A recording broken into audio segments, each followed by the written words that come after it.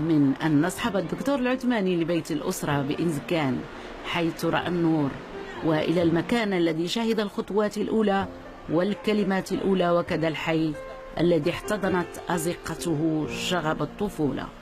أستاذ العثماني، هذا بيت الأسرة بناها الوالد الله يرحمه في بداية الستينيات، وفيها دزنا الطفولة وفيها دزنا المرحلة ديال الشباب كلها. وأكيد هذا الشارع واقيلا شاهد على كثير من الحوادث إلى آخره. أنا كنتذكر بأنه في هذه الزنقة اللي عندنا هنا كنت كنتعلم الدراجة بسكليت، عندي 6 سنين ديك الساعة، وكانت عندنا واحد الدراجة كبيرة، فنزلت مع هذيك هي تهويده، فما عرفتش نفراني فضربت هذاك الحيط خلتيه، فكانت باقي مطبوعة في الذكريات. وأكيد هي التعليمة الأولانية هي أول الدراجة. طبعا. التعليمة. إذا نتبدلوا ندخلوا ياك. مرحبا.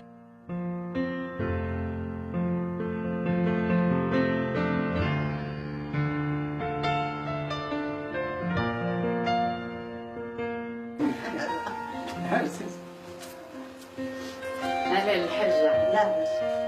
لاباس عليك؟ لاباس الحمد لله. بخير. صحيحة لاباس. الحمد لله. الله يطول عمرك. ربي يخليك.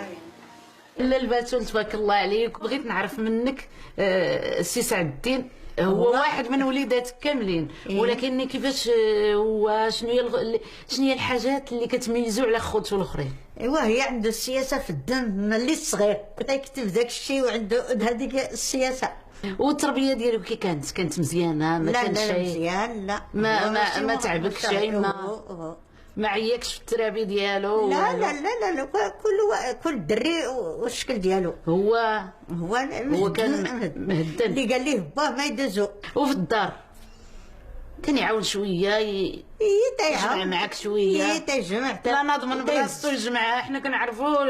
لا لله ناض في بلاصتو يجمع حوايجو، وإلا دخل في المدرسة تيحيد القميجة تيدير نضرب هكا تيحطها باش بحال مصلوح باش نبقى مسرحة ويغسل الشعر عادي ينعس. الحمد لله التربية ديال الوالدة والوالد هي اللي استطاعت ترفينا وعطتنا واحد المسارات في الحياة ووجهتنا، الله يخليها.